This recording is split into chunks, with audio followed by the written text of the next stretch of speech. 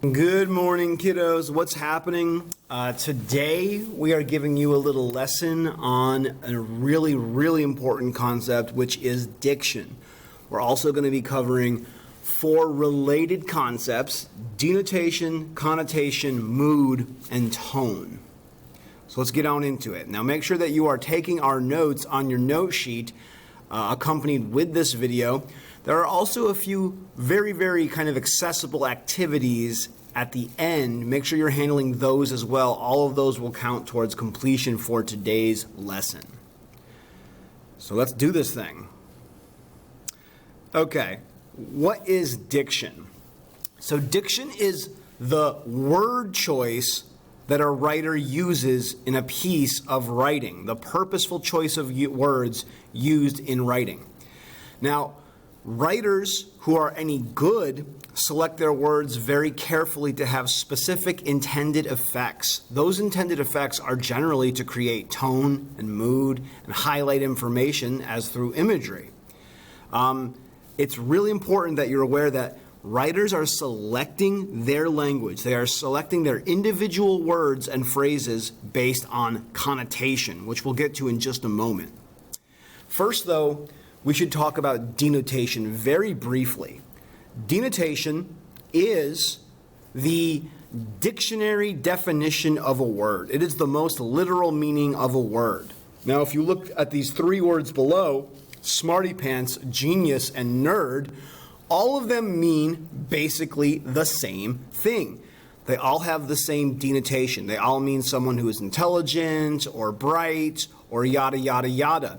However, smarty pants, genius, nerd, those 3 words have different connotations. So what is a connotation?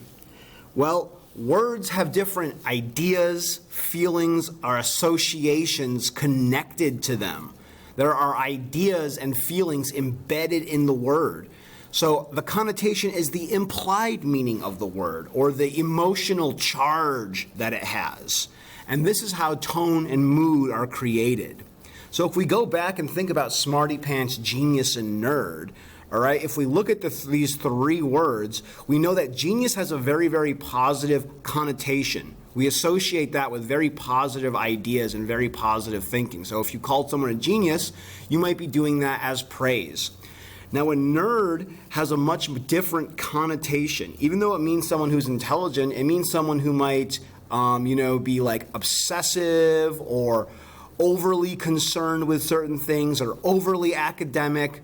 Now, and a smarty pants might mean someone who's just a bit of a smart aleck or too smart for their own good. So while all of these 3 words have the same denotation, they have different implied meanings. Now, let's take a look at another example. We've got 3 words here: vintage, old, and decrepit. Again, same denotation. They all mean the same thing, something that has a little bit of age to it, something that is older. But they have different charges, different implied meanings. For example, vintage has a positive charge. Okay, we associate something, that the word vintage, with something that has value, something that has worth. Old, that's more neutral. It just means something that has age. Now, depending on how you say it, though, it could have a little extra stank on it, and you could say, oh, you're older. It's so old. Okay? Then it goes more into a negative connotation. And then finally, decrepit. We use this to mean old, but with an extremely negative charge. It's something that has age, but is broken down or kind of gross. That's what's implied by that word. If you're calling something decrepit, you are trying to be negative about whatever you're speaking about. See, connotation is the charge that words have, the implied meanings. We already hit that up.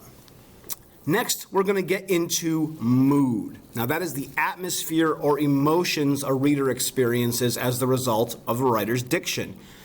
The red word is important. It is the emotions or atmosphere the reader experiences. In other words, it's the vibes, okay? If we're feeling scared, if we're feeling excited, if we're feeling angry, that is the mood. It's whatever the reader is experiencing. So, for example, Nearly skipping into the room, her face glowed as she showed her shining, beautiful engagement ring.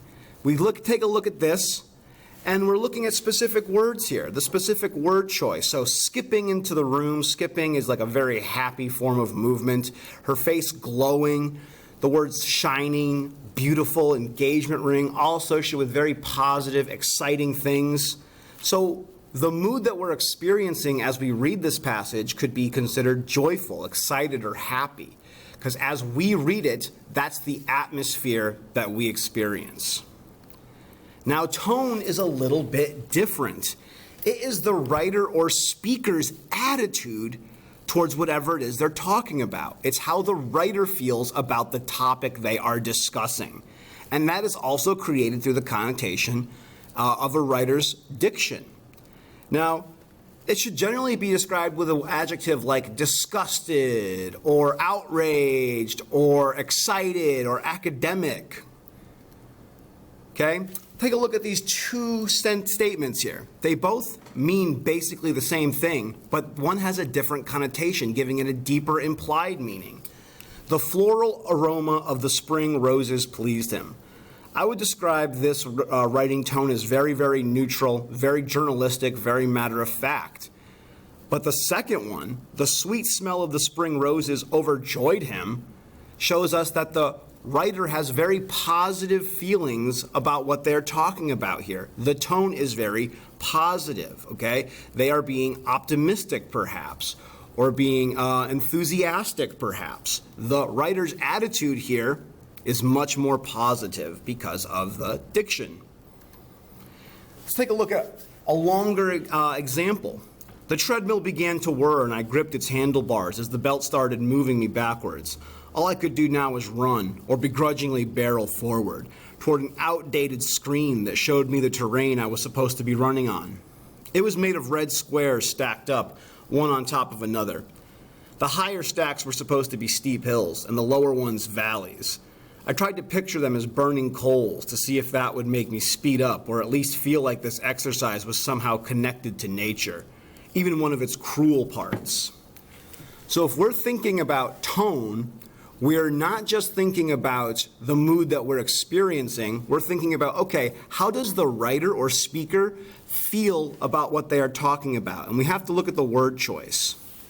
So when I look through this, I see words with very strong connotation, like begrudgingly barrel forward, or the idea that the screen is outdated, it's old and kind of worthless. There's this almost sarcastic moment when he says, I was supposed to be running on. And he says, I was supposed to be steep hills. He tried to picture them as burning coals, something that we generally associate with a negative feeling. We don't want to be walking around on burning coals. And then finally, you get how it was somehow, again, that sarcasm, connected to nature, even one of its cruel parts. So if we look at all of these strongly connotated languages, we know that the writer feels annoyed or disgusted or disappointed about the experience that they're describing. That is the writer's attitude, annoyed, disgusted, or disappointed. So why is understanding tone useful, and what are its intended effects? Well, it helps us understand the perspective of the characters or the writer. It also helps us understand the writer's opinions about concepts and themes. So if a writer is talking about family and speaks in very, very positive tone, we know that they have positive opinions and feelings about family, right? It highlights concepts and themes for us. All right, guys, so that's going to be it for us today.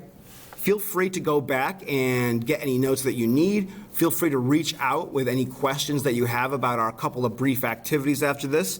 Have a great day. I look forward to seeing you tomorrow.